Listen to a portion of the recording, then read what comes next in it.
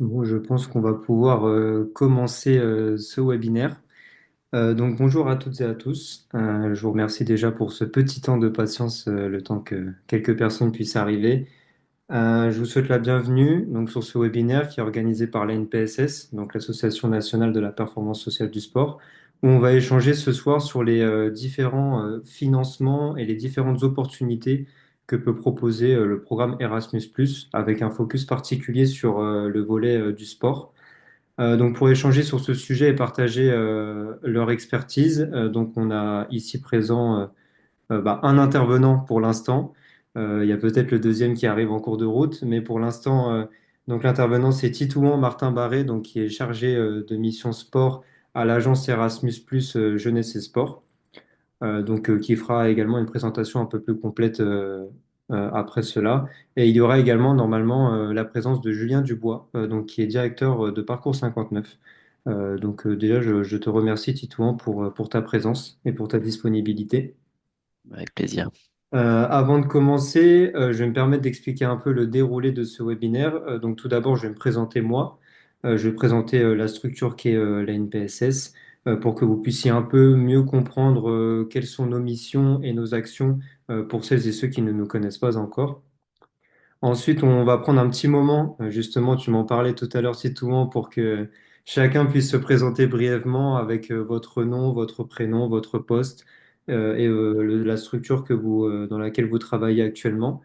Après ces courtes présentations, on va passer à l'intervention de nos intervenants qui se présenteront eux-mêmes avant de passer à la première intervention sur ce webinaire qui, je le rappelle, est sur les financements et les opportunités du programme Erasmus+. Donc pour me présenter, tout d'abord, enchanté, moi je m'appelle Alexis Vencic, je suis chargé animation de réseau et de communication à l'Association nationale de la performance sociale du sport. Donc pour présenter brièvement la NPSS, c'est une association qui a été fondée je vois que Julien euh, arrive. Donc la NPSS, c'est une association qui a été fondée en 2020 avec le soutien du ministère des Sports et de l'Agence nationale du sport. Elle a pour objectif de se positionner comme la principale tête de réseau des acteurs de la performance sociale du sport. Donc son objectif va être de fédérer et d'accompagner un panel large de structures. Donc quand je parle de structures, ça va être des collectivités, des clubs, des fédérations, des entreprises, des fondations, des associations qui utilisent le sport comme un levier de transformation sociétale. Donc, on va remplir cet objectif à travers plusieurs missions. On en a trois. Tout d'abord, on va animer avec l'organisation de temps de rencontres et d'échanges sur les territoires pour partager notre expertise et la mise en œuvre de projets socio-sportifs. Donc, en fait, cette animation, ça va se traduire par l'organisation d'événements, mais également des événements en ligne, comme des webinaires, comme nous le faisons ce soir. Notre deuxième mission, c'est l'accompagnement. Donc, on va accompagner des projets qui rentrent dans les thématiques de la performance sociale du sport. Donc, ça peut être de l'inclusion par le sport, ça peut être de l'insertion socio-professionnelle par le sport, ça peut être la féminisation dans le sport, la lutte contre les discriminations. Il y a plein d'autres sujets. Comme en témoigne notamment notre programme qui s'est récemment conclu au début de l'année, qui se nommait Inclure par le sport, qui avait pour objectif d'accompagner des jeunes issus des quartiers prioritaires de la politique de la ville vers un emploi durable via la pratique sportive. Voilà que donc c'est un projet on avait coordonné et on était en collaboration avec cette fédération sportive. Et enfin, notre troisième mission, c'est porter la voix. Donc, on va porter la voix de ces acteurs de la performance sociale du sport, mais également de nos adhérents, en les valorisant, en valorisant leurs actions et en les représentant auprès d'événements, tout en assurant une visibilité continue sur les réseaux sociaux, avec des posts et des formats engageants. Après cette présentation, je laisse la main à nos deux intervenants. Julien Dubois vient de nous rejoindre. Donc, je vous ai un peu introduit, mais là, vous pouvez vous introduire également d'une façon plus complète. Et une fois que vous vous êtes introduit, on va passer aux participants pour qu'ils puissent également s'introduire brièvement. Donc, je vous laisse commencer. Allez, Julien, je te laisse attaquer. Merci. Bonsoir à tous. Merci de l'invitation. Donc, Julien Dubois, je suis directeur de Parcours 59 et je suis là à votre demande pour témoigner dans le cadre de l'action de mobilité des coachs socio-sportifs, puisqu'on a déposé, nous, un dossier l'année dernière, en tout cas sur la temporalité de mars, si je dis pas de 2024, pardon. Et donc, on est en train de faire cette action de mobilité. Voilà. Donc, je témoignais là sur cette partie-là. Merci beaucoup, Julien. Et donc, pour ma part, Titon Martin Barry, je suis chargé de mission sport à l'agence Erasmus France Jeunesse et Sport. Et du coup, je remercie en effet à la fois Alexis de la NPSS et la NPSS du coup, pour l'organisation de ce webinaire et bien sûr Julien pour partager un petit peu son projet qui est une bonne pratique dans le programme et qui, on espère, vous inspirera à apporter des projets similaires. Je vous expliquerai pourquoi on est friand d'avoir de nouveaux porteurs de projets parce que j'y reviendrai. Très bien. Eh bien, merci Julien et merci Titouan pour ces présentations. Je vais laisser les participants et participantes se présenter. Donc là, la première personne que je vois, c'est 623 514. Est-ce que vous pouvez vous présenter brièvement, s'il vous plaît? Ah, c'est un beau prénom, c'est original. Je sais pas. Madame en rouge. Je sais pas si elle a compris ma demande. Euh, C'est à moi que vous parlez? Tout à oui, fait. donc oui, bien Ah sûr. bon, ah, je reconnaissais. Excusez-moi. D'habitude, on ne m'appelle pas par mon numéro, c'est pas un numéro, c'est pas grave. Oui, donc moi, je suis Martine Delanne, je suis médecin oncologue, radiothérapeute retraité. Et nous avons cofondé avec une de mes collègues une association qui s'appelle les Rubies, pour Rugby Union Bien-être Santé, et qui permet aux patients pris en charge pour un cancer de pratiquer le rugby à 5 santé.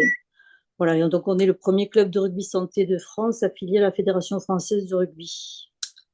D'accord. On a démarré à Toulouse et on a maintenant un développement sur l'ensemble du territoire français. Et puis on envisage éventuellement de se développer aussi à l'international, en particulier pour l'instant en Espagne. Voilà, pour Ok. brève présentation. Très bien. Merci beaucoup. On va passer à Mathilde Bonal, s'il vous plaît.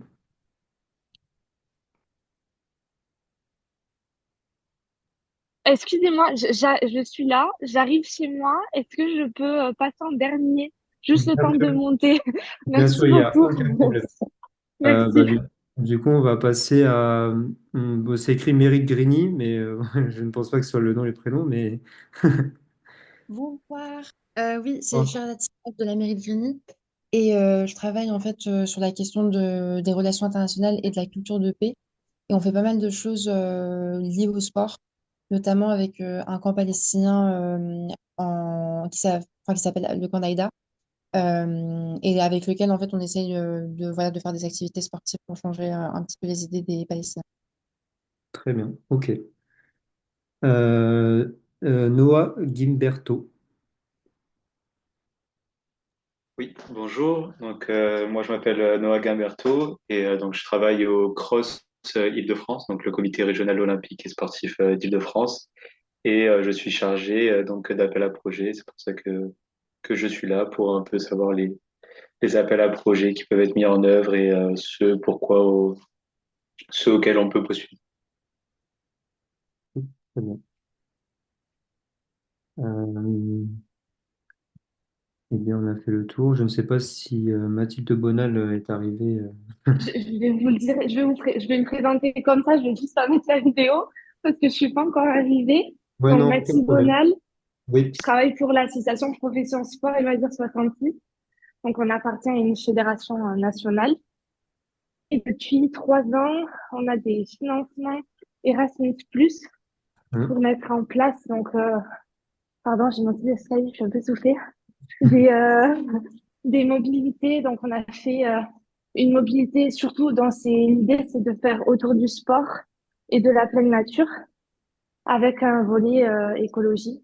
Donc, on en a déjà fait 3 et on aimerait bien continuer. Donc, c'est pour avoir un peu plus de renseignements sur le volet sport. Je suis ok. là. Très bien. Merci Voilà. beaucoup pour cette intervention. Je pense qu'on peut déjà commencer par nos intervenants. Donc, je ne sais pas si Titouan, est-ce que tu veux commencer ou Julien, tu préfères commencer? C'est comme vous préférez, on peut même commencer du coup en effet par Julien son projet. J'avais prévu de le mettre dans les slides, mais en fait ça peut permettre justement de montrer ce qui est faisable de faire sur l'appel à projet mobilité des personnels sportifs. Et comme ça, vous comprendrez après quand je présenterai le cadrage, vous aurez en tête ce que Julien a fait avec cet appel à projet. Donc comme ça, ouais, ça peut lui permettre de le commencer. Et si tu as en effet, Julien, tu as envie d'enchaîner sur d'autres rendez-vous après, ce sera plus simple aussi pour toi. Oui, merci. On était justement en train de discuter parce que je sais que ce temps est prévu jusqu'à 19h30. Je vais devoir vous quitter à 19h15 maximum. Donc, je suis désolé par avance de vous laisser. Mais normalement, j'aurai le temps de finir et largement puisque je laisserai Titouan intervenir après sur la partie Erasmus. Donc, peut-être rapidement. Donc, nous, on est une association roubaisienne, donc dans les Hauts-de-France, qui est spécialisée dans la pratique du parcours et des sports, on va dire les sports urbains qui sont associés. Donc, quand je suis arrivé, enfin, j'ai connu le parcours moi il y a environ plus d'un an maintenant, parce que je suis directeur depuis janvier.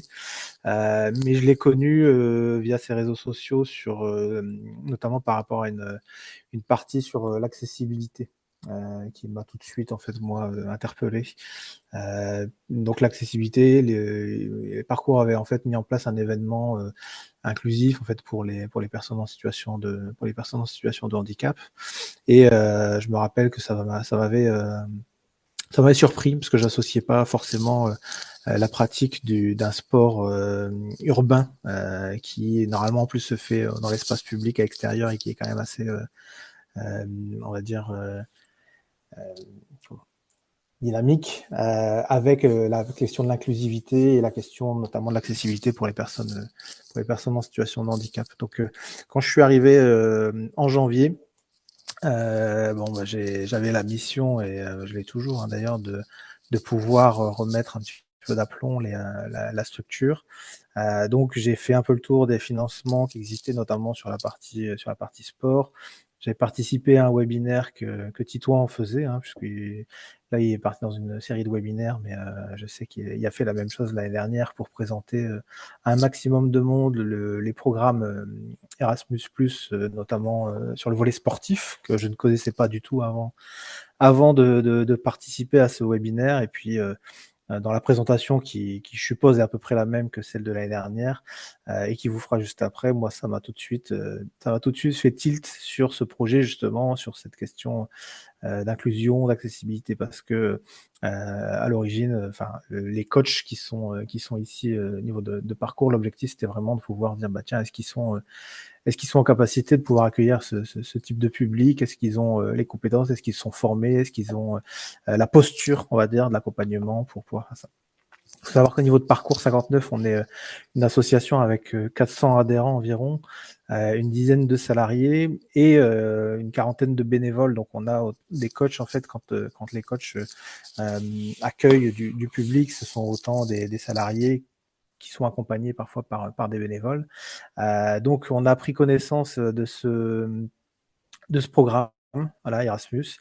On a pu échanger avec Titouan, donc je lui avais, je pense, envoyé une petite fiche synthétique du projet à l'époque que j'avais rédigé pour voir si, selon lui, ça collait, on va dire, avec l'idée du programme. Donc il m'a dit bah oui, vas-y, largement. Donc j'ai entrepris de construire cette réponse à l'appel à projet en sachant que dans la communauté du parcours, c'est une grande communauté en fait internationale, donc on a en fait déjà des liens très forts avec des structures européennes, je dirais même internationales, mondiales dans certaines compétitions notamment, mais on était vraiment en lien avec d'autres structures de parcours et donc on s'est mis en relation avec une structure qui est aux Pays-Bas, parcours discipline, qui du coup voilà, nous a répondu favorablement en fait à notre demande on a fait un échange. Il faut savoir aussi quand même, en tout cas Titouan on me dira si j'ai des bêtises bien sûr, mais en tout cas que le partenaire vers qui on envoie n'a pas de financement, lui, de son côté. Donc, il faut aussi qu'il soit hyper volontaire et bienveillant dans cet état d'esprit de partager ses compétences. Et parcours discipline, pour nous, on le connaissait parce il y avait un gros axe, justement, inclusion, en fin de compte, dans leur discipline, dans leur pratique. Pour les personnes seniors, ils ont aussi des programmes. Ils ont aussi des programmes pour les spécifiquement pour les femmes. Donc tout ça nous a beaucoup intéressés. Donc on a monté ce programme-là avec parcours discipline. Donc connaissant ça, je vous dis, nous c'était à peu près en janvier l'année dernière, ce qui s'est, voire peut-être même février, les webinaires qui s'étaient passés. Donc là, je pense que Titouan prend un peu plus d'avance parce qu'il y en a peut-être un petit peu plus à faire que l'année d'avant. Mais en tout cas, voilà, la temporalité qu'on a eue, nous, c'était entre janvier et mars, on va dire. On a fait ce programme et cette réponse-là. Donc c'est assez court, mais surtout ça s'est fait de manière aussi rapide parce qu'on avait déjà un partenaire bien identifié et qui était en capacité de nous accueillir. Je pense que c'est assez important de bien avoir ça en tête. Le partenaire ne reçoit pas d'argent directement de la part du programme Erasmus. Donc il faut trouver le bon. Donc on a je pense on avait déjà un compte sur les plateformes puisqu'il y avait une volonté de l'année d'avant de la part du conseil d'administration de déposer un dossier. Donc on avait déjà créé un compte sur la plateforme Erasmus. Donc pour créer un compte OID. Donc mais ça je pense que Titouan en reparlera peut-être après. C'est un code qui est essentiel pour pouvoir participer à ce programme-là. Et de la même manière, Parcours Discipline avait déjà ce code-là aussi. Donc pour nous, ça a été aussi beaucoup plus simple puisqu'on n'a pas eu besoin de faire cette partie administrative, même si elle est vachement rapide à faire. Pour le coup, c'est pas ce qu'il y a le plus long dans le projet. Donc voilà, donc on a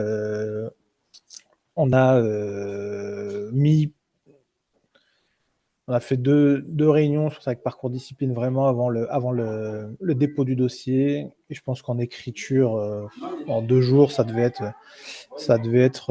fait. Alors, c'est pas très très long.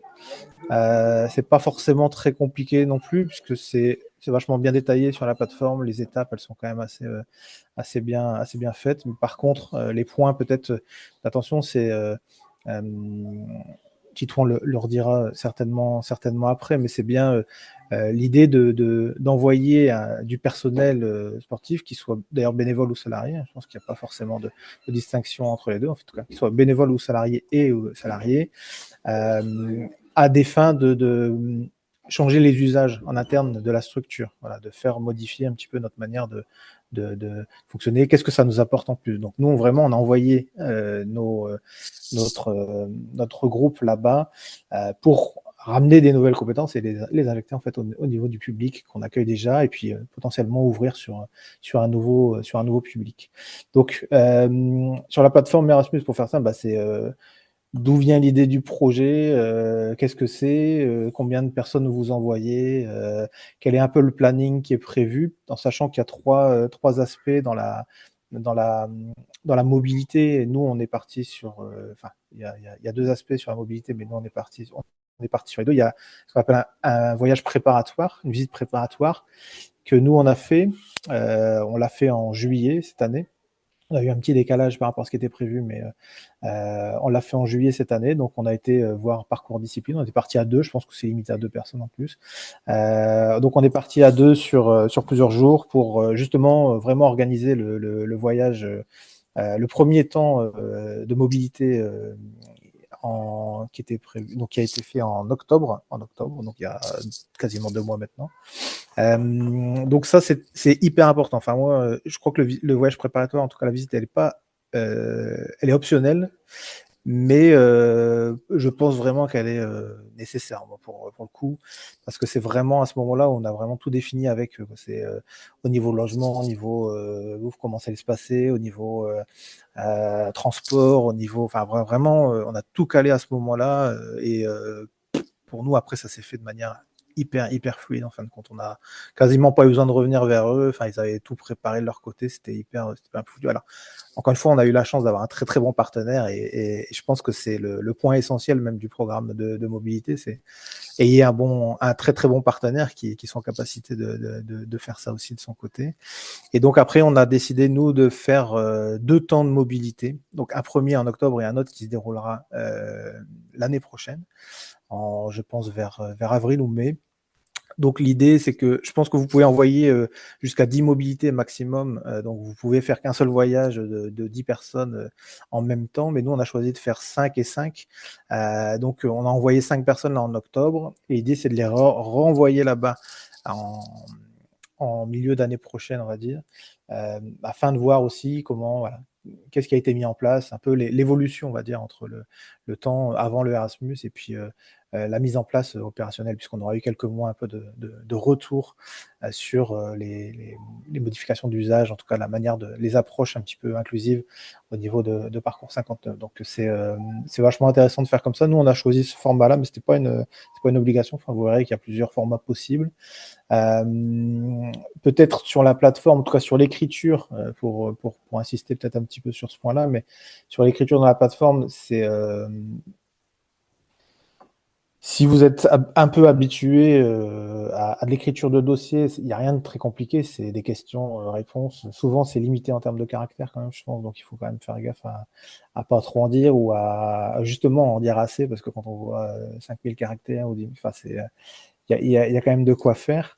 Il y a aussi la nécessité d'écrire un programme de mobilité en amont, en tout cas de le fournir. Nous, on avait fourni un planning de mobilité, qu'est-ce qui allait se passer tel jour, tel jour. Donc ça demande beaucoup de préparation quand même, mais après, Titouan, je pense qu'il insistera dessus, ça peut être revu et modulé, bien entendu, puisqu'entre le temps de l'écriture du dossier et le temps de la réalisation du projet, il y a toujours un delta. Forcément, ça se passe jamais exactement comme prévu. Mais en gros, soyez le plus exhaustif possible, on va dire, dans la réponse. Je pense que c'est important et d'essayer de montrer concrètement ce que ça va apporter en fin de compte à la structure et aux personnes qui vont y participer. On avait même détaillé, je pense, un peu le profil des coachs qui allaient partir. Telle personne va partir. Il fait ça au niveau de notre association. Il est intéressé par ça et donc du coup ça va lui permettre d'apprendre tel ou tel usage. Donc c'est assez intéressant comme travail en fin de compte à faire. Mais voilà, ça peut être un peu long pour certains à rédiger, je dirais. Donc traînez pas trop si vous avez cette temporalité de mars, puisque je crois qu'en plus il y en a, je sais même pas s'il y en a 2 dans l'année ou s'il y en a qu'un. Il y en a qu'un seul. Alors pardon, Il y en je a te 2. validais le fait qu'il y en a 2. Mars et octobre, c'est ça.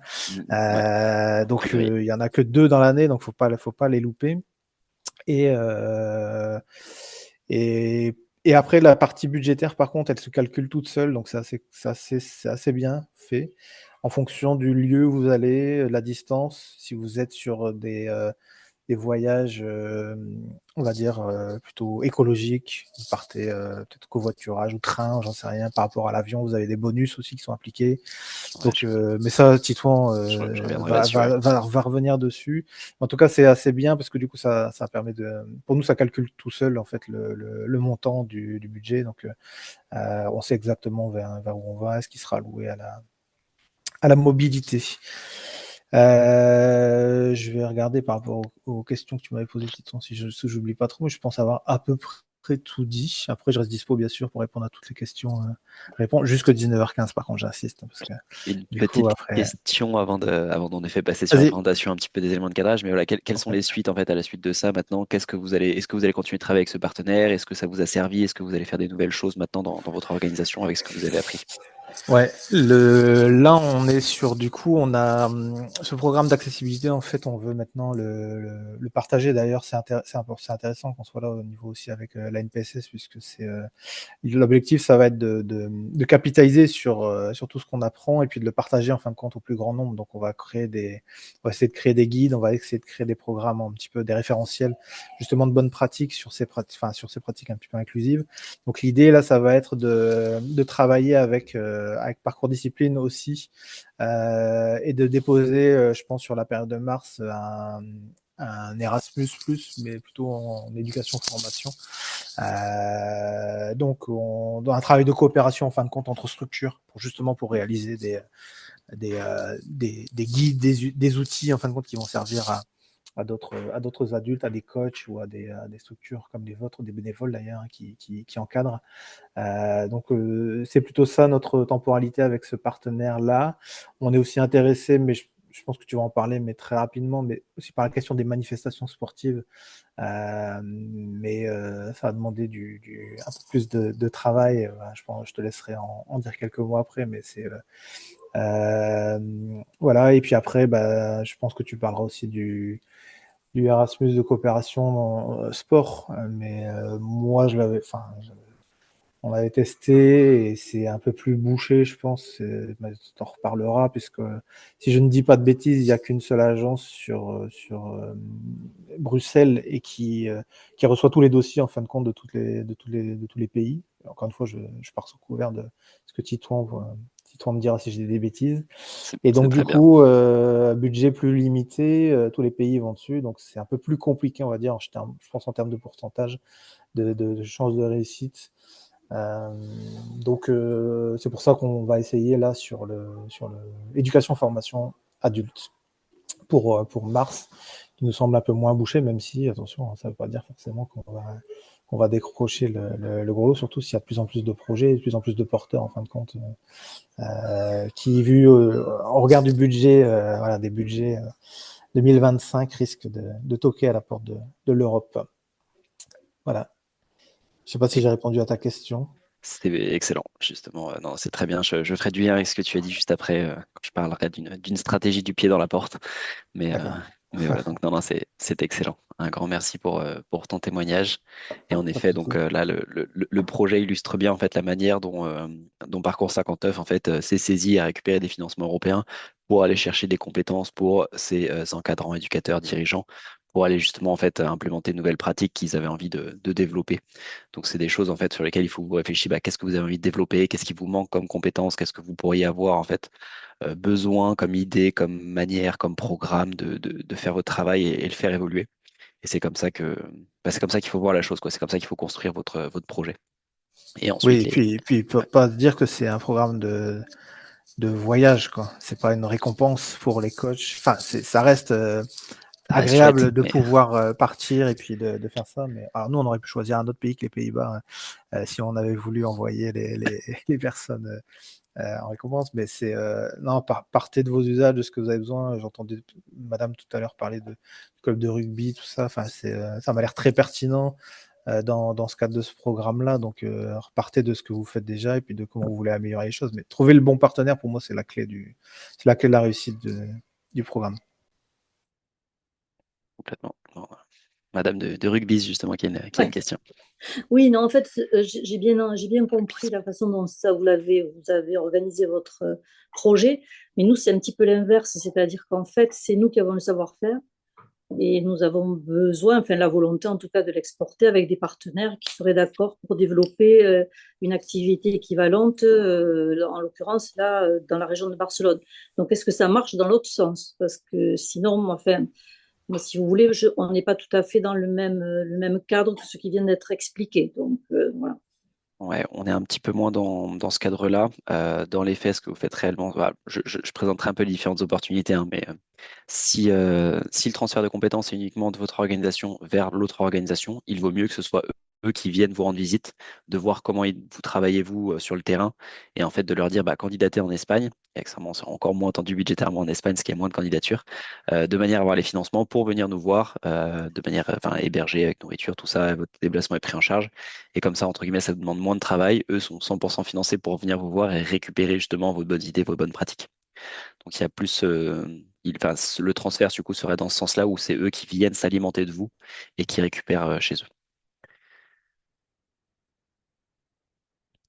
Top. Et ben, à la limite, on peut enchaîner sur justement la présentation du programme, toutes les opportunités. Et je ne rentrerai pas dans un niveau de technicité sur chacun des appels à projets qui sera trop grand. De manière, en fait, voilà, on fera plutôt en fonction de ce qui vous intéresse, on présentera ou je vous donnerai les différentes informations et comme ça, enfin, les différents webinaires d'accompagnement, les différentes informations techniques. Et ça vous permettra d'aller plus loin parce qu'il y a vraiment plein d'appels à projets qui pourraient vous intéresser. Alexis, tu veux que je Bah, je peux lance partager ta présentation. comme tu préfères. En tout cas, si je peux. J'ai l'impression qu'il y a des petites erreurs.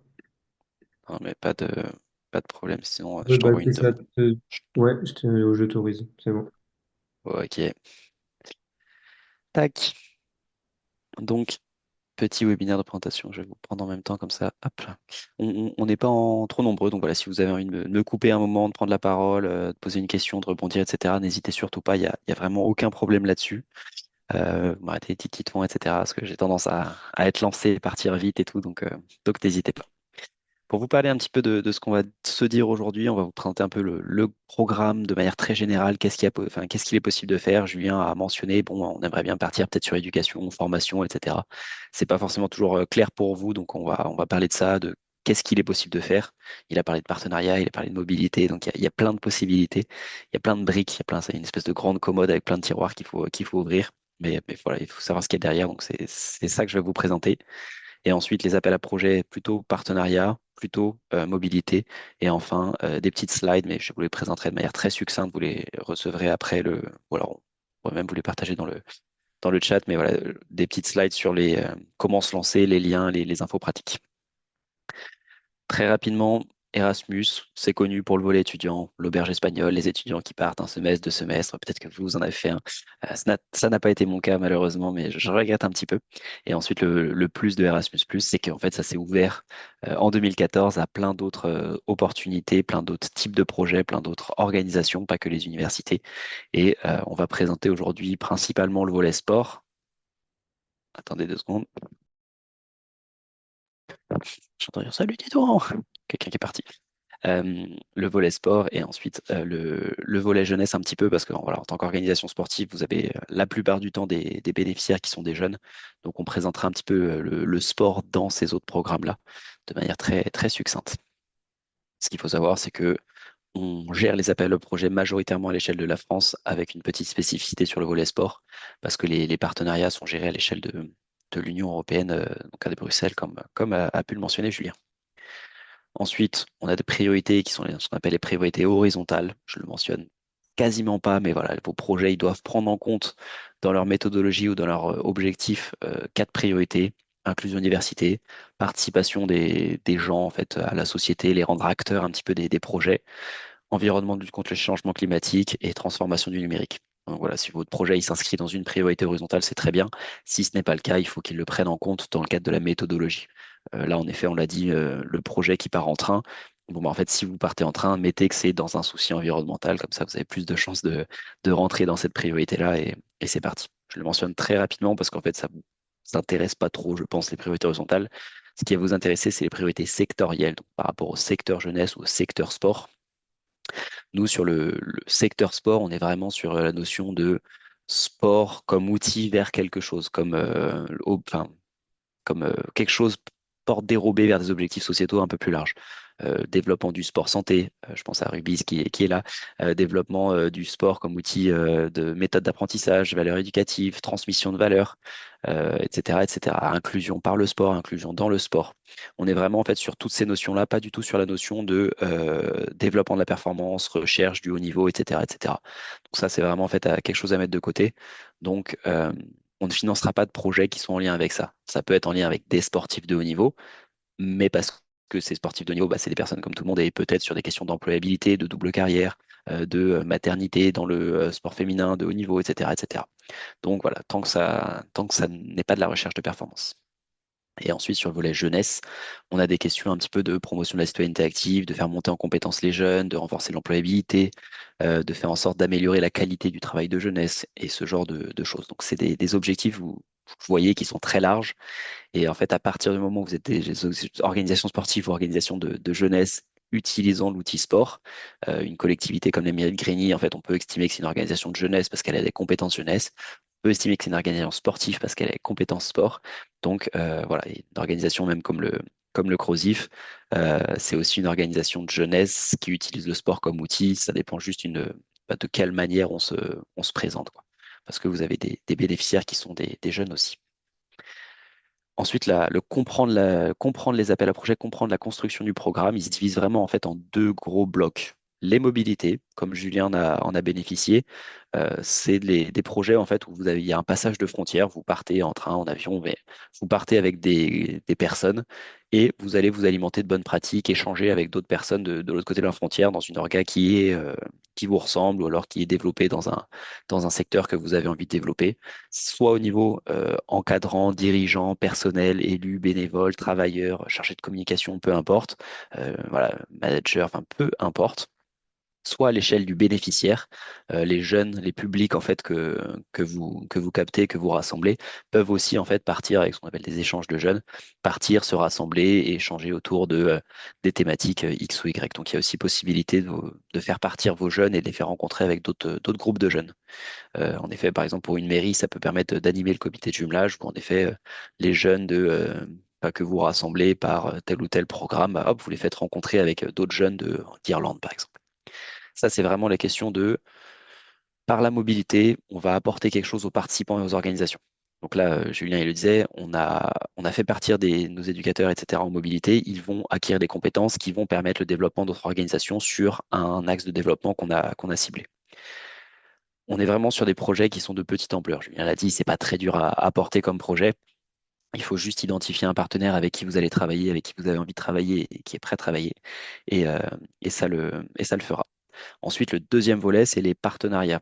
Et plus sur de la création de matière un peu intellectuelle, de livrables, d'outils qui vont permettre en fait une transformation à l'échelle sectorielle. Par exemple, Julien, on peut prendre l'exemple de Parcours 59. Demain, en fait, toutes les organisations enfin, la majorité des organisations de parcours ne sont pas très inclusives, ne sont pas très accessibles, n'arrivent pas à capter des publics féminins. Qu'est-ce que vous pouvez en mettre en place comme outil qui va permettre d'être transféré et d'être envoyé à d'autres organes de parcours pour faire en sorte qu'ils développent des programmes et ils fassent des choses qui permettent d'accueillir un public. Problématique identifiée, création d'outils qui est transférable, qui est réutilisable et qui permet d'apporter une solution à cette problématique identifiée. Donc on est vraiment sur cette notion-là de, de livrable, de partage et de coopération entre organisations qui ramènent des compétences autour de la table. Et avec ces compétences-là, vous allez produire, euh, vous allez produire un outil. Donc voilà la distinction entre mobilité et partenariat. Je vais parler principalement de partenariat juste pour commencer avant de partir sur les mobilités, parce que la mécanique est assez simple. C'est juste vraiment en fait à vous d'être créatif sur l'outil que vous avez envie de créer, l'outil que vous avez besoin de créer. Et je vois une organisation tête de réseau par exemple, elle crée souvent des outils à destination de son réseau pour accomplir des choses, pour faire enfin, pour poursuivre les objectifs qui ont été fixés. Bah, ce genre d'outil peut être financé dans le cadre d'une méthode de partenariat. Je vois une mairie, par exemple, qui peut avoir un sujet développement du sport dans un territoire rural, ce qui n'est pas vraiment le cas de Grigny, mais qui peut avoir un sujet avec, par exemple, il y a très peu comment ça s'appelle, d'associations qui vivent. Elles meurent principalement parce que on a des jeunes qui partent justement en fait vivre en milieu urbain au moment des études. Comment est-ce qu'on fait pour faire en sorte que les organisations sportives aient les clés pour réussir à mieux capter les publics jeunes, pour pouvoir les garder, de manière à continuer de faire vivre la ville, etc., et à garder une vitalité. Ce n'est pas le cas de Grigny, en tout cas, je pense que ce n'est pas une problématique qui vous touche, mais j'essaie de trouver un petit peu des exemples que vous pourriez avoir. L'action clé 1 et l'action clé 2 se déclinent de manière différente en fonction des secteurs. Vous vous souvenez, les secteurs jeunesse, sport, enseignement, formation des pros, éducation des adultes, ainsi de suite. Ça se décline de manière différente. Donc sur le volet sport, action clé 1, donc dans les mobilités, il n'y a que l'appel à projet mobilité des personnels sportifs. À ce stade, on n'a pas par exemple, mobilité des sportifs. Il n'existe pas, il n'est pas voué à exister parce qu'on a un trop petit budget pour le faire. Donc nous, on est plutôt là à l'échelle de la mobilité des encadrants. Et ensuite, sur l'action clé 2, ils se déclinent de différentes manières. Les partenariats simplifiés, Julien l'a mentionné, ils ont essayé de candidater, mais très compétitif, c'est géré à l'échelle de la Commission européenne. Donc c'est pour ça que nous, on est là en France pour soutenir les organes françaises à candidater, à avoir les clés, les bonnes informations, relire les projets et leur donner des conseils. Partenariat de coopération, même gymnastique, je le présenterai, mais avec des plus gros montants. Renforcement des capacités. Là, à la limite, peut-être que Rubis pourrait avoir un enjeu dans le sens où si vous avez une volonté justement d'aller apprendre et faire en sorte de renforcer les capacités des organisations plutôt sportives dans les pays Balkans, malheureusement c'est très ciblé dans les pays Balkans, sur justement ces questions de rugby, enfin, comme vecteur de santé, ça peut être un renforcement des capacités que vous feriez pour aller développer justement vos pratiques dans les pays Balkans.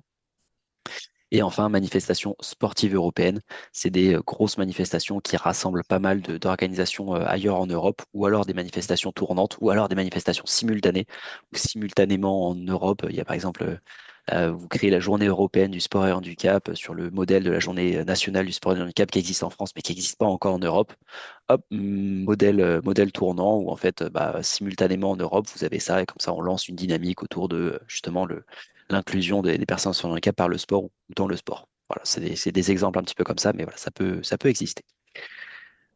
Aujourd'hui, on présentera principalement partenariat simplifié, mobilité des personnels sportifs, et ensuite sur le volet jeunesse, je vais rapidement mentionner ce qui est possible sur le volet jeunesse en termes de mobilité. Si vous avez besoin d'en savoir plus sur d'autres, s'il y a des appels à projets que je mentionne qui vous intéressent mais que je développe pas, soit vous me posez des questions maintenant, soit vous revenez vers moi par mail, je vous laisserai mes coordonnées de manière à vous donner toutes les infos, les webinaires d'accompagnement, les bons contacts, les bonnes infos, les fiches, etc. Je vois Mathilde, très bonne élève qui prend des notes sur ce que je dis. Donc voilà, déjà pour info, le support, vous allez le recevoir et je peux aussi vous envoyer toutes les infos précises par mail. Mais j'apprécie beaucoup le côté studieux. Euh, J'attaque avec les partenariats. Donc, partenariat, on se souvient, nécessité de produire des livrables en coopérant entre organisations pour arriver justement à créer quelque chose. Et vous, le partenariat, c'est donc toute la méthode qui arrive à ça. L'objectif, c'est de permettre la transformation, le changement à une échelle qui est plus large que celle de votre organisation et de votre partenaire. C'est pour ça qu'on parle d'outils qui est palpable, qui est enfin, un truc intellectuel ou un truc utile, utilisable, réutilisable en tout cas par d'autres organisations. Et l'idée, en fait, c'est que cet outil, il s'inscrive dans les objectifs, soit du volet sport, soit du volet jeunesse, soit du volet éducation, formation. Peu importe, c'est la même méthode à chaque fois sur tous les partenariats simplifiés. Et c'est vraiment l'objectif de votre projet, de votre partenariat qui va déterminer le secteur sur lequel vous déposez. Donc là, par exemple, on a eu des projets qui ont été déposés sur la lutte contre les violences dans le sport. C'est très bien, c'est un projet qui peut être parfaitement dans le volet sport, mais par contre, qui sont les bénéficiaires à la fin? En fait, c'est les jeunes qui vont moins subir de violences dans le sport. Donc, en fait, on peut le faire soit passer sur le volet sport, soit passer sur le volet jeunesse. Et c'est là que la mission un petit peu conseil de ma part arrive. On va, nous, vous conseiller d'aller plutôt sur le volet jeunesse, qui est moins compétitif que le volet sport, parce que c'est facile, entre guillemets, de le faire rentrer dans les objectifs jeunesse. Et en fait, là, c'est une petite méthode de travail, c'est juste une manière de présenter un peu la chose. Je dis, vous êtes des organisations sportives, mais vous êtes aussi des organisations de jeunesse. Avec l'outil sport, vous faites des choses. Et en fait, c'est juste une question de manière de présenter. Et en fait, c'est votre objectif. Je me souviens plus s'il est enregistré ce webinaire ou pas. Il sera pas publié en ligne, Alexis, après. Il sera envoyé aux Euh, participants, mais si, il sera diffusé si sur notre site internet. ok. Bon, Après, c'est selon. je vous dirai pas du coup que c'est un enjeu un petit peu de filouter dans la manière de présenter bien la chose, etc. Machin, ça je le dirai pas, mais parce que ça va être diffusé. Mais vous avez un petit peu compris la manière de faire. Et quand vous avez l'habitude de répondre à des appels à projets, en fait, vous avez l'habitude de changer un peu la manière de présenter, de dire nous on veut faire ça. Mais donc c'est ça notre objectif parce que c'est ça votre objectif. Donc financez-nous parce qu'on répond à votre objectif. Alors qu'initialement vous vouliez faire ça, l'objectif vous n'y avez pas forcément pensé. Mais voilà un petit peu l'idée. Euh, voilà dans les grandes lignes pour les partenariats. L'idée, les partenariats simplifiés, c'est de s'adresser à des organisations qui n'ont pas ou peu d'expérience dans le programme. Donc, c'est pas du tout grave si vous n'avez pas d'expérience dans le programme. Au contraire, c'est vraiment à vous que ça s'adresse. Et ensuite, quand on dit partenariat simplifié, c'est parce qu'on est sur des petits montants et des petits partenariats. Minimum deux organisations de deux pays de l'Union européenne, donc vous plus une autre organisation. Demain, Madame de Rubis veut faire un partenariat justement sur le développement d'outils qui permettent à des clubs de rugby de devenir en fait davantage, comment ça s'appelle, davantage des promoteurs de la santé par le rugby, ou alors que vous preniez plus en compte, par exemple, on se rend compte dans le rugby, il y a énormément de commotions, il y a énormément de blessés, il y a énormément de gens qui sont traumatisés pendant longtemps, en fait, physiquement, ils ont les genoux cassés, etc. Comment est-ce qu'on fait en sorte de protéger les pratiquants au stade justement d'un club et donc quels outils on donne au club pour faire en sorte qu'ils soient en capacité de prendre ça en compte? Why not? Très beau projet. Pourquoi pas avec le club de Barcelone qui est expert dans le rugby, vous aussi, etc. Et vous créez un outil à envoyer à tous les clubs pour arriver à ces fins-là. très bien, il n'y a que deux partenaires de deux pays, c'est éligible. Et pour déployer pour créer cet outil-là, le tester sur le terrain, faire une petite enquête, etc., vous avez soit 30 000 euros, soit 60 000 euros. Donc voilà. Par exemple, vous voulez faire ça, 30 000 euros, ça vous suffit. Vous partagez, peut-être que vous allez prendre 17 000 euros, le partenaire Rubiz. Le partenaire espagnol, il va prendre 13 000 euros. Et vous demandez sur un partenariat simplifié jeunesse, où en fait, le but, c'est de protéger justement les jeunes de 13 à 30 ans, par exemple, pour faire en sorte que voilà, ils soient en meilleure santé grâce au rugby, et au contraire, parce qu'actuellement, c'est plutôt l'inverse, par exemple. Voilà, ça peut être un petit truc comme ça. Et l'avantage, c'est que les partenariats simplifiés jeunesse, actuellement, il y en a très peu à 30 000 euros, donc c'est très facile d'obtenir des financements. J'espère vraiment que les collègues ne vont pas trouver ce webinaire, mais il y a peu de chance. Euh, Au moins un secteur, une priorité horizontale. Là, c'est ce que j'ai dit un petit peu. Il faut aligner les objectifs de l'outil que vous allez créer avec les objectifs du secteur sur lequel vous candidatez et on sera bon. Sur les modalités de candidature, sur le volet jeunesse, et ça m'étonne, hop, si, j'allais dire que j'ai pas le volet sport. Sur le volet jeunesse, et sur le volet sport, on a une prochaine date limite sur les partenariats le 5 mars à midi, si vous souhaitez candidater. Sur le volet jeunesse, un peu moins compétitif. Sur le volet sport, vous êtes davantage accompagné par ma personne, justement, en fait, en allant jusqu'à la relecture de votre candidature de manière commentée, en disant bah, ça, c'est amélioré, ça, il faut mettre ça. Voilà une proposition de reformulation, et ainsi de suite. Donc voilà, ce qu'il faut garder en tête, c'est que si ça vous tente, si vous avez volonté de créer un outil, que vous avez identifié une problématique, tout ça, la meilleure chose à faire, c'est de m'envoyer un petit mail, me dire bah voilà mon idée de projet, voilà l'idée de livrable, un peu ma méthode de travail. Est-ce que, comme Julien me l'avait fait avec le projet de Parcours 59, est-ce que c'est quelque chose qui peut passer? Moi, je vous dis oui, non, ou oui plutôt sur ce truc-là, etc. Et je fais cette mission de conseil, bien entendu, parfaitement gratuitement, parce que je suis financé, moi, par le ministère des Sports pour le temps que je passe, en fait, à vous aider.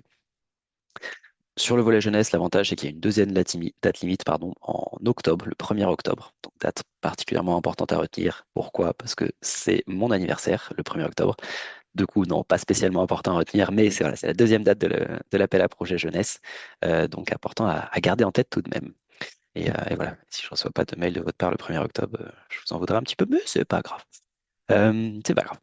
Donc, deux dates limites pour information, si vous ratez, c'est-à-dire que si vous n'étiez pas financé le 5 mars, on vous envoie une évaluation avec ce qui était bien dans votre projet, ce qui est amélioré dans votre projet, et hop, vous redéposez le 1er octobre, et comme ça, vous avez beaucoup plus de chances d'être lauréat. Donc, on est vraiment sur une idée de dire, c'est pas grave si vous ratez, parce que vous recevez une évaluation, surtout sur le volet jeunesse, sur le volet sport, malheureusement, étant donné que c'est Bruxelles qui gère en direct, j'ai un peu moins de pouvoir sur l'évaluation qui vous est rendue, et parfois, enfin, cette année, en tout cas, elles étaient très limite. Mais sur le volet jeunesse, voilà, on connaît les évaluateurs et en fait, on leur demande de faire quelque chose, une critique très, très positive et très bienveillante avec beaucoup de conseils. Donc, stratégie du pied dans la porte. Si vous avez une idée, un projet, etc., candidatez, vous donnera des conseils pour être lauréat si vous n'êtes pas lauréat dès le premier coup. Dans le PPT, vous recevrez les petits liens de la plateforme de candidature, donc n'hésitez pas à les checker. Julien a dit en effet sur le volet jeunesse, et, enfin, comme sur le volet mobilité personnel sportif, très intuitif. Dès que vous avez validé une question, ça passe en vert. Ce qui n'est pas validé, ça reste en rouge, ça vous met des petits trucs et tout. Donc assez facile de candidater. Et ensuite, je vous donnerai aussi des petits tips sur les dernières slides sur nos webinaires d'accompagnement très spécifiques à chaque appel à projet. Sur le volet sport, si vous avez des projets en lien avec le sport, ça, je vous aiderai à déterminer c'est de quel côté le mieux. Et si vous y allez, on ira ensemble. Et moi, j'ai tout intérêt parce que mes résultats sont mesurés sur les réponses de cet appel à projet-là. Donc chaque année, en fait, j'essaye d'avoir davantage d'argent qui rentre pour les organisations sportives françaises. On était à 4 millions, un truc comme ça l'année dernière, 3 millions l'année d'avant, donc c'était pas mal, mais pas encore assez. Donc voilà, si vous voulez qu'on se lance ensemble, je me donnerai pour vous et pour qu'on y aille ensemble. Ça, c'était les partenariats. Est-ce qu'à ce stade, vous avez des questions? C'est des choses qui n'étaient pas spécialement claires, des dates, des choses comme ça? Pas. Cool. Ok. Excellent. Hop, on passe sur les mobilités. Donc, on va passer sur l'appel à projet dont a bénéficié Parcours 59 et Julien. Donc, les mobilités dans le domaine du sport, c'est qu'un seul appel à projet, comme j'ai pu le dire tout à l'heure, qui est géré à l'échelle de la France. Donc, quelque chose que je n'ai pas précisé avant, mais qui peut vous servir et qui peut être une bonne information en fonction de à quel point vous êtes à l'aise en anglais. Vous pouvez tout à fait répondre en français. Toutes les langues de l'UE sont acceptées, donc on vous encourage même à répondre en français, parce que peu importe l'appel à projet, en fait, s'il est géré à l'échelle de la France, nos évaluateurs sont français, donc plus facile, et s'il est géré à l'échelle de l'Europe, c'est une petite stratégie de notre côté, mais en écrivant en français, vous avez un évaluateur français, ils ont moins de projets, donc ils sont plus attentifs à ce qui est écrit dedans, et donc potentiellement plus bienveillants. Donc, petite stratégie aussi de ce côté-là. Mais encore une fois, tout ça, dès que vous vous lancez dans une volonté de créer un projet et vous m'envoyez votre idée de projet avec les objectifs, tout ça, vous rentrez entre guillemets dans ce processus d'accompagnement et c'est des choses que je vous redirai. Quel est l'objectif de cet appel à projet? C'est vraiment l'idée de faire monter en compétence les organisations et les personnes qui les composent sur des thématiques que vous auriez identifiées, sur des besoins de développement que vous auriez identifiés, sur des problématiques que vous avez. Et l'idée, c'est que une mobilité à la rencontre d'une autre organisation vous serve, vous bénéficie, vous donne des idées, vous donne de la motivation, vous donne des programmes, des bonnes pratiques, OK, très bien, ça, ils sont complètement ratés, donc on va pas l'essayer, ça a super bien marché, on va le mettre en place chez nous.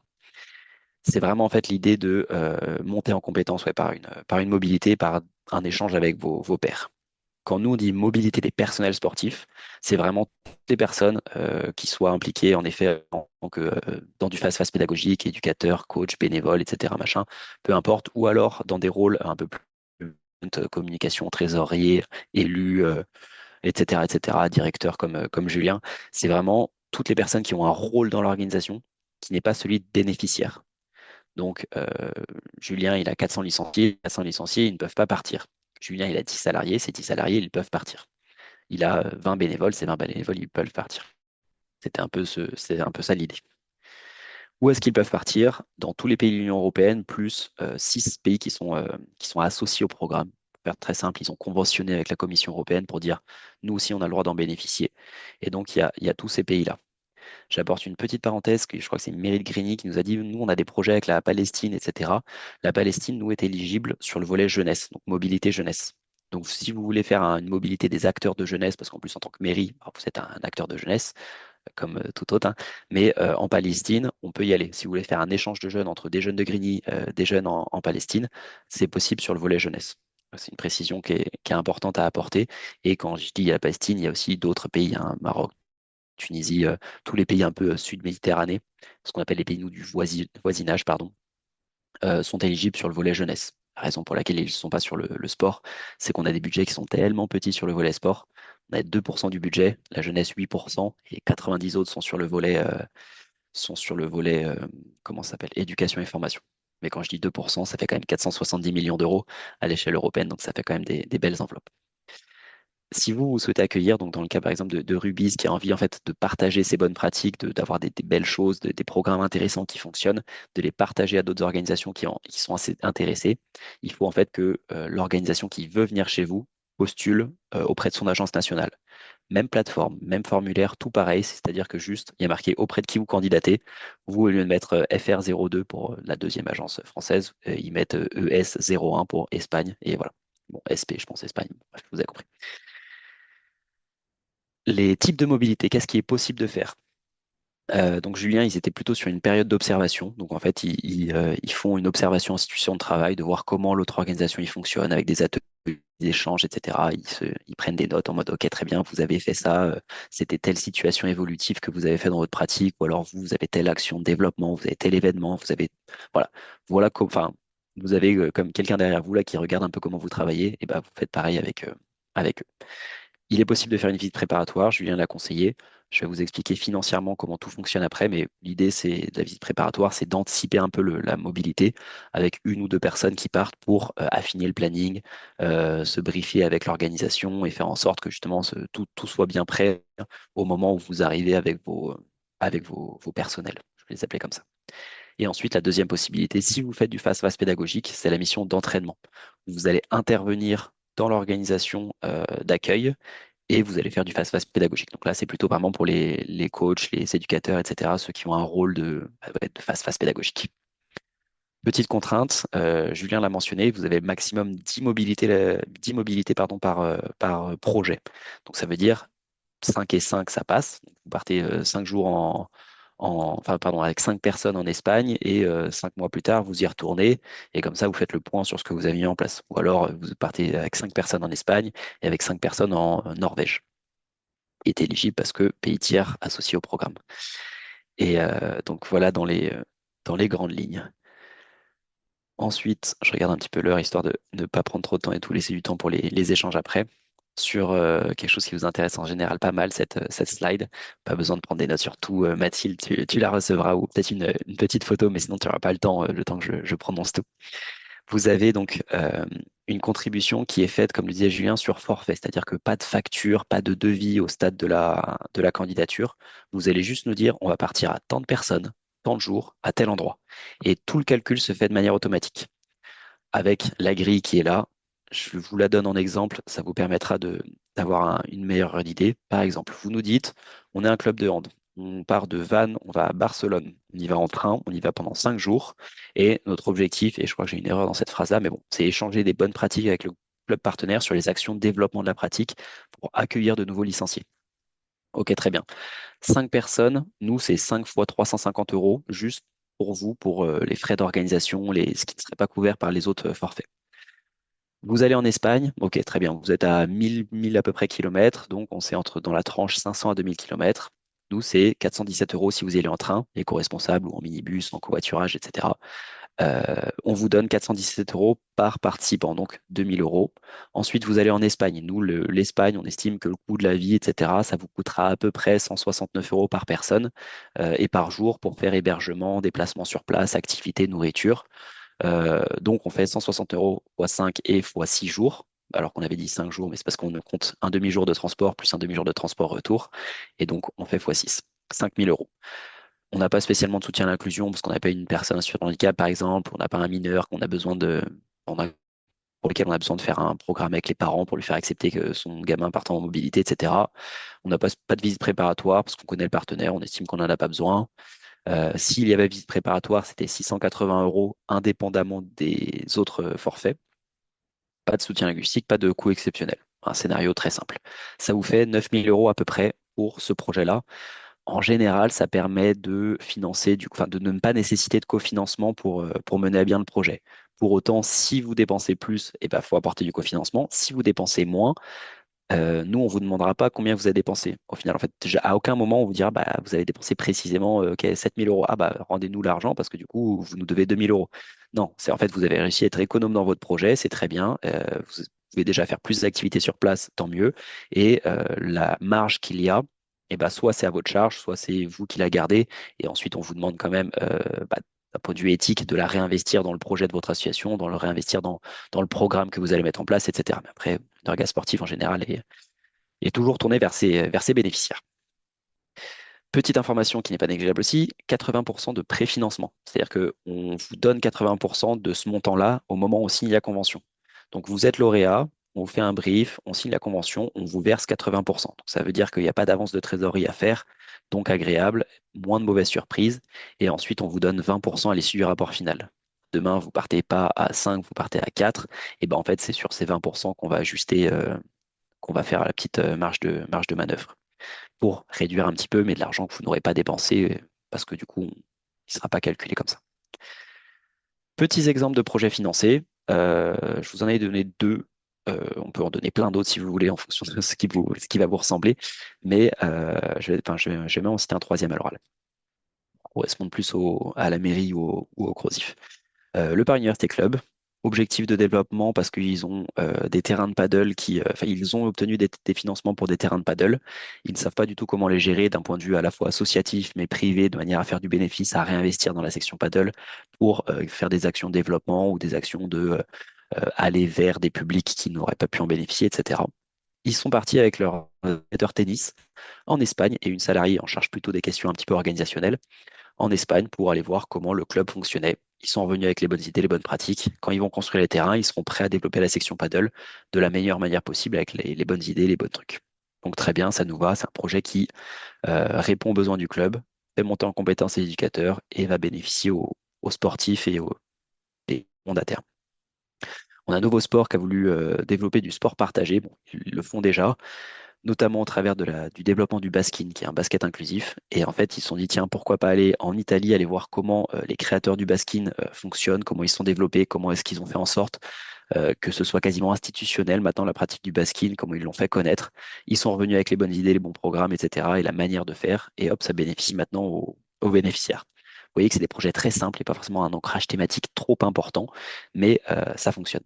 Et ensuite, il y a des organisations têtes de réseau, mairies, ligues, cross, comités, etc., qui partent parfois avec leurs clubs, les clubs de leur territoire, parce que c'est possible à partir du moment où il y a un lien un peu direct de travail entre l'organisation et les participants, c'est bon. Et donc, ils partent avec les clubs de leur territoire pour aller voir comment ça se passe, telle pratique. Par exemple, demain, la mairie de Grigny a envie que ses clubs soient plus éco-responsables. Et ben, vous faites une mobilité avec des dirigeants de clubs et hop, vous allez voir comment des clubs sont plus éco-responsables. Demain, le CROSIF, il a envie de lancer une politique de féminisation des licenciés parce qu'il se rend compte dans son comment ça s'appelle, dans ses adhérents, dans ses chiffres, que bah, il y a beaucoup moins de femmes, c'est pas normal. Bon, bah, vous partez avec des dirigeants de club, vous allez voir une autre organisation qui, eux, sont très bons avec des politiques de aller vers les femmes et de fidélisation des femmes dans le sport ou des jeunes filles, peu importe, et vous revenez avec une idée. Donc, ça vous permet en fait de créer un moment pour faire adhérer tout le monde à votre objectif de développement. Voilà un peu l'idée comment vous pouvez vous en servir et vous en saisir en tant que tête de réseau. J'ai plus beaucoup de slides et après on va passer aux questions-réponses, échanges. Est-ce que ça c'est éligible, pas éligible? Et voilà. Et du coup, Madame de Rubise, vous ferez attention si vous êtes en voiture, si vous avez des questions, il ne faut pas avoir un accident. Qu'est-ce qui ne peut ne pas être financé? Je vous présente ce qui peut être financé, c'est magnifique, tout ça. Il y a plein de choses qui peuvent être faites dans le programme Erasmus+, Titon il est sympa, blablabla. Non, il y a aussi des choses qui peuvent ne pas être financées.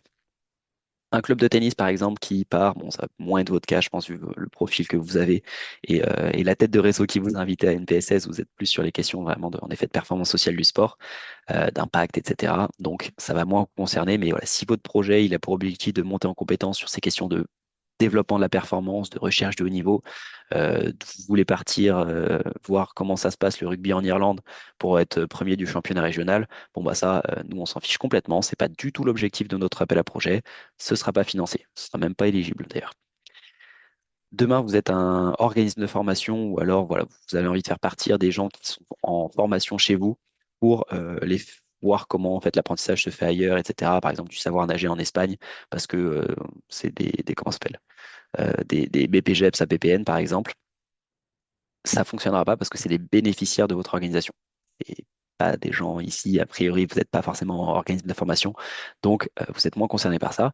Et par contre, vous allez être concerné par ce dernier cas, vous allez peut-être me solliciter sur ben, comment est-ce qu'on fait partir des jeunes, des bénéficiaires, euh, sur un échange, par exemple, culturel, sportif, avec des jeunes d'un club de rugby en Irlande. On y revient. Là, malheureusement, c'est pas possible sur le volet mobilité des personnels sportifs, donc sur le volet sport. Par contre, c'est carrément possible sur l'action clé 1 jeunesse, échange de jeunes. Et donc, encore une fois, on change le logiciel de réflexion. Vous n'êtes plus une organisation sportive, vous êtes une organisation de jeunesse qui utilise l'outil sport pour faire un déblocage culturel, un déblocage linguistique, lever un petit peu les barrières, etc., etc. Et donc là, c'est pas éligible chez nous, mais on vous dira, vous êtes par contre les bienvenus sur le volet jeunesse, action clé 1. Même date limite, la prochaine le 12 février. Et hop, bon, pour info, dans les slides que vous recevrez à la fin, là j'en cache pour que ça ne prenne pas trop de temps, mais du coup, quand on exporte en PDF, elles apparaissent toutes, et du coup, vous avez les modalités de candidature, etc. Vous avez aussi une petite photo, un petit logo du témoignage de Parcours 59. On en parlait du coup, l'appel à projet mobilité jeunesse, enfin les appels à projet de mobilité jeunesse, parce qu'eux, ils en ont 4. Mobilité des acteurs de jeunesse, mairie de Grigny qui veut partir avec ses salariés ou ses éducateurs, etc. En Palestine, aller voir comment ils fonctionnent, comment ils travaillent avec tel ou tel type de public et s'alimenter de leurs bonnes pratiques. C'est tout à fait possible parce que du coup, ils sont éligibles sur le volet jeunesse. Ça ressemble, c'est d'ailleurs exactement la même chose que la mobilité des personnels sportifs. C'est exactement le même fonctionnement. Et juste si on a créé la mobilité des personnels sportifs, c'est que les coachs ne venaient pas sur mobilité des acteurs jeunesse parce qu'ils ne se considéraient pas acteurs de jeunesse. Ils auraient pu être éligibles avant dessus. Échange de jeunes. Donc nous, jeunes, 13 à 30 ans. Il y a peut-être d'autres jeunes dans la salle. Moi, j'ai bossé à Erasmus pour... merci. Oh, bah, merci beaucoup. Bah, n'hésitez surtout pas à revenir vers moi hein, si vous avez, si ça vous a inspiré, vous avez eu des idées de projets, etc. On peut tout à fait rester en contact. Très bonne fin de journée. Donc, échange de jeunes de 13 à 30 ans avec cette idée de 2 groupes de jeunes qui se rassemblent, qui échangent. Il y a des ateliers, il y a des débats. il y a de la pédagogie un peu non formelle qui est mise en place pour faire en sorte de leur apporter, de les faire monter en compétences, que ce soit des compétences en mode un peu soft skill, des compétences sociales, pas forcément de la compétence dure. Activité de participation des jeunes. L'idée, c'est que tous les projets que vous avez qui ont pour volonté de rendre les jeunes acteurs de la société, des sessions d'information, de sensibilisation aux élections, mais pas forcément au rôle de dirigeant d'association, toutes ces choses-là. Par exemple, Grosif, vous avez un programme enfin, au niveau du CNOSF qui s'appelle Dirigeants de demain. C'est un programme là qu'on est en train d'essayer de faire passer sur, enfin, quand je dis essayer, de faire financer sur le volet participation des jeunes, parce que l'objectif, c'est de faire monter les jeunes en compétences pour les rendre les futurs dirigeants de demain, qui prennent des postes à importance dans les clubs, etc., etc.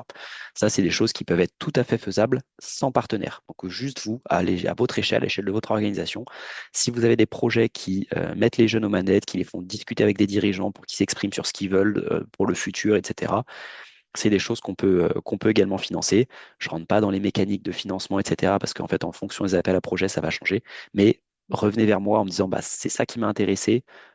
Voilà, en fait, les informations qui me manquent, je veux des informations là-dessus. Et enfin, dernière opportunité, et après je vous prends un petit slide d'accompagnement et après on passe aux questions-réponses. Discover You Inclusion, c'est un appel à projet qui sert à financer des passes interrail, plus hébergement, plus nourriture, plus, etc., pour des jeunes qui ont entre 18 et 21 ans, qui n'auraient pas par eux-mêmes la possibilité ou l'opportunité de voyager. Euh, Par exemple, des jeunes avec une barrière économique, des jeunes en fait à qui tu dis bah demain ouais tiens je te donne un pass Interrail, est-ce que tu vas faire un tour de l'Europe? Il dira non, j'ai pas les moyens, non, je dois travailler l'été pour ça, etc. Machin. À partir du moment où il y a un jeune qui a des barrières à ça, à la mobilité, c'est des jeunes qui seront éligibles. Donc de 18 à 21 ans, c'est assez restrictif comme tranche d'âge, mais moins que l'année dernière. L'année dernière, c'était pile 18 ans. Donc c'était un petit peu je vais y répondre. Ouais. Euh, qui ont pile 18 ans, donc maintenant c'est 18 à 21 ans, et vous imitez les objectifs pédagogiques que vous souhaitez derrière. On a eu un club de foot de Mayotte qui nous a dit, bah, en fait, on a envie d'aller avec nos jeunes, justement, qui étaient en moins de 18 avant, là, ils ont tous à peu près 18 ans, on a envie d'aller visiter tous les stades mythiques de foot en Europe. Ok, très bien, allez-y, faites-vous kiffer, et l'objectif, c'est que vraiment, en fait, bah, vos jeunes, ils découvrent justement l'Europe qui profite. Et ensuite, derrière, vous imitez tous les activités, les programmes pédagogiques, des visites de musées, peut-être une petite rencontre sportive avec une asso que vous croisez ici, par-ci, par-là, etc. Voilà dans les grandes lignes. Elle est là, ma slide. Je pensais qu'elle était cachée avant, mais non, elle est là, ma slide de modalité de candidature. Prochaine date limite, le 12 février. Euh, Ensuite, la suivante la suivante sera le 1er octobre. Les informations de candidature sont ici. Pour information, en fonction du territoire dans lequel vous êtes, vous avez accès en fait à des contacts locaux, donc qui sont au sein des DRAGES, qui s'appellent les responsables Europe internationaux jeunesse, et qui gèrent un peu le sport aussi. Donc Noah, par exemple, pour vous en Île-de-France, il s'appelle Samir. J'étais avec lui en présentation tout à l'heure.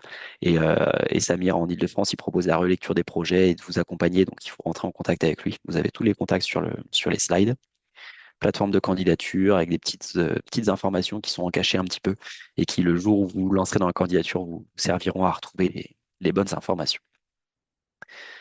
Quelque chose que j'ai précisé, 80% de préfinancement. Si on accepte la demande, c'est cool. Et si on refuse, eh ben, c'est écrit en petit, mais désolé. Euh, Petite évaluation qui vous donne les informations qui étaient bien, pas bien, et vous améliorez pour le prochain projet. Petite slide avec quelques informations pratiques. Ce que je vais détailler un petit peu, c'est comment est-ce que vous pouvez trouver un partenaire. Là, c'est vraiment à vous de trouver un partenaire. Vous pouvez aller chercher dans n'importe quel asso, école, club, etc. de partout en Europe. Il n'y a pas besoin en fait de préalable particulier pour participer au programme Erasmus+. Et vous pouvez passer par le comité de jumelage de la ville, par les fédérations sportives européennes. Il y a un événement, Erasmus Sport Info Day, en lundi prochain. Je vais vous envoyer le lien. Ils ont une plateforme comment ça s'appelle, de mise en relation. Et donc, hop, si vous inscrivez sur la plateforme de mise en relation, vous pourrez trouver peut-être des organisations qui sont intéressées pour vous rejoindre sur soit des partenariats, soit des mobilités, et ainsi de suite. Et enfin, pour candidater, Julien l'a mentionné, je vais le mentionner également rapidement, mais il faut que vous créiez un compte EU Login. C'est un compte un peu personnel d'identification pour tous les services européens. Et en fait, avec ce compte e-login, vous allez créer pour votre organisation un OID, Organization ID. En 5 minutes, c'est fait top chrono. Et c'est pas parce que j'ai l'habitude, je pense que même en 4 minutes, c'est fait. Donc, c'est vraiment très, très rapide. Et en fait, si vous êtes lauréat, on vous demandera de rajouter des informations, RIB, statut, une fiche financière, des choses comme ça sur le compte. Mais voilà, au stade de la candidature, vous ne prenez pas la tête et on restera en contact que si vous êtes financé comme ça. Enfin, on restera dans tous les cas en contact, mais si vous êtes financé, on en sorte de valider le code. Point national d'information, grosso modo, je suis là pour vous informer, c'est pour ça que je fais plein de webinaires. Et si d'ailleurs vous êtes tête de réseau, je pense au Crozif et que vous voulez que je fasse un webinaire à destination de tous vos clubs, n'hésitez surtout pas, c'est mon métier et j'aime bien faire ça. Ensuite, accompagnement, on peut tout à fait vous aider. En fait, on a des webinaires, on a des tutoriels, on a plein de choses qui sont accessibles, hop, publiquement, gratuitement, bien entendu, parce que on est un service public. Hop, je vous mets le lien vers tous les prochains webinaires. Il y en a dès demain en fait qui sont là sur les différents appels à projets. Donc, s'il y a des appels à projets que j'ai mentionnés qui vous intéressent, n'hésitez pas. Et si vous n'avez pas forcément tout capté, etc., ou alors vous n'avez pas forcément pris les liens pendant qu'on parlait, un petit mail à Erasmus Sport France, vous nous soumettez votre fichier de projet, on vous envoie les infos par rapport à ce qui vous correspond le mieux. Et voilà, j'en ai terminé. Sur la fin, j'ai parlé un petit peu vite. L'idée, c'était de prendre des questions-réponses et hop, et prendre des idées de projet et voilà, d'accueillir un petit peu vos retours, vos questions, vos insultes, ce que vous voulez. Non, c'est enregistré, pas d'insultes. Voilà, mais vous avez compris le concept. Et pardon, Noah, qui m'a posé une question, qui m'a posé la question, hop, et qui est en général une question de bon augure. En fin de webinaire, j'apprécie. Est-ce qu'il est possible de proposer plusieurs appels à projets? Donc, je suppose plusieurs candidatures sur les appels à projets. Euh, la seule limite, c'est sur l'appel à projet mobilité des personnels sportifs. On a le droit à un projet lauréat par an, une candidature qui passe par an. Par contre, sur tous les autres, vous avez le droit à 5 projets par appel à projet, par date limite. Vous pourriez poser 5 échanges de jeunes en février, 5 échanges de jeunes en octobre, 5 projets d'acteurs de jeunesse, etc. Donc voilà, vous avez un peu l'idée. Donc, grosso modo, l'idée, c'est que vous n'êtes pas vraiment trop limité. Donc, portez un projet, peut-être 2 projets, 3 projets, mais le tout, c'est de se lancer. Et merci beaucoup à Madame de la Mairie de Grigny. Je suis désolé, j'ai pas retenu votre prénom. Je suis un peu nul avec les prénoms. Mais si vous, euh, si vous voulez revenir vers moi avec vos idées de projet, n'hésitez surtout pas, ou organiser un webinaire à destination de vos clubs ou assos de jeunesse, etc. N'hésitez surtout pas. Et en plus, je suis pas très loin de chez vous, je suis à Villejuif, moi, donc un petit coup de vélo et je serai là. Top. Avez-vous des questions, des remarques, des idées de projet qui vous viennent à l'issue de ce webinaire et que vous avez envie de tester avec moi directement? Parce que pour information, enchanté. Pour information, j'ai comment ça s'appelle ah mince, j'ai perdu mon propos. Bah oui, en termes de temps physique en présentiel, en synchrone, j'ai très peu de temps, je n'ai pas de temps beaucoup. C'est aussi pour ça que c'est pratique un webinaire à cette heure-là, c'est qu'en général, je suis un peu disponible en toute fin de journée.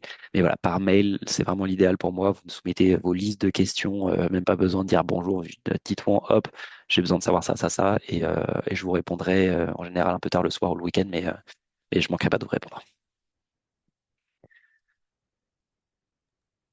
J'ai une petite question parce que c'est Ouais. quelque chose qu'on a évoqué avec mon collègue. Par exemple, si on décide d'envoyer donc des éducateurs sportifs qui sont salariés donc de notre association, j'en sais rien, dans un pays anglophone, mais que leur niveau d'anglais n'est pas très bon, est-ce qu'il y a des moyens de financer peut-être je sais pas, des cours d'anglais avant le départ ou C'est une super question et c'est un frein qui est à la mobilité assez grand en France, notre capacité à parler anglais. Donc ouais, il y a tout à fait possibilité. En fait, nous, on met à disposition en fait une plateforme d'apprentissage des langues gratuite en ligne qui est développée par la Commission européenne. Et si vous avez envie de faire par exemple, vous partez en Finlande, un déblocage linguistique en finlandais pour apprendre les petites bases, ou en allemand, un truc comme ça, on peut aussi financer des cours en ligne. Et un grand merci Julien. Mince, j'ai pas eu le temps de le remercier. Un grand merci Julien qui a dû nous quitter. On peut tout à fait le financer. En fait, c'est à hauteur de 150 euros par participant, donc qui vous permet en général de faire quelques cours collectifs, etc. Et ça peut passer. Et super, accessoirement, merci. n'hésitez pas à le mentionner dans la candidature. En fait, il y a des questions, par exemple, comment est-ce que vous allez préparer la mobilité? Et là, vous allez dire, bah, en fait, on va faire un déblocage linguistique ou prendre des profs pour faire en sorte que justement ce soit plus fluide sur place. Et là, vous allez gagner des points à la fois sur, enfin, de l'argent parce que 150 € par participant et en plus des points sur la préparation, donc la méthode de travail que vous allez déployer, qui est un critère qui est noté sur 40 points. Donc, Et juste une autre question sur la même problématique, mais avec, du coup, parce que nous, on fait, pour l'instant, on fait que des mobilités jeunes. Enfin, les seules mobilités qu'on a faites, c'est des mobilités jeunes. Et sur Perpignan, en tout cas, on essaie de prendre vraiment des jeunes qui n'ont pas forcément l'occasion et les moyens de partir. Et donc, la plupart, ils parlent, enfin, il y en a certains, ils se débrouillent en anglais, d'autres moins. Est-ce que sur de la mobilité jeune, ça peut être aussi financé? tout à fait. Ok, Il y a des choses aussi, et même bon, enfin, si vous prenez en effet des jeunes qu'on appelle ayant moins d'opportunités, en fait, on fait aussi ouais, des soutiens à l'inclusion. Donc le ok, moins d'opportunités, il est très large, hein. En effet, ça peut être des barrières financières, ça peut être ce qui sont en milieu rural, en QPV, ça peut être des barrières liées justement, en effet à la langue, à la religion, à peu importe, aux discriminations, enfin, voilà, peu importe. Nous, on peut financer à la fois en fait du temps d'accompagnement en plus. Donc là, vous allez dire, bah, en fait, on va passer plus de temps avec eux justement pour leur apprendre les bases de machin, enfin pour, voilà, on va y passer plus de temps. Donc nous, on vous finance à hauteur de 125 € par participant qui ont moins d'opportunités. C'est très large comme terme, donc enfin, c'est le terme qu'on utilise pour en parler.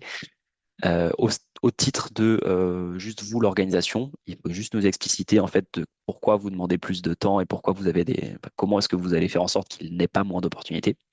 Et ensuite, si vous avez des devis, des choses comme ça, au stade de la candidature, on peut financer aussi à 100% des frais réels.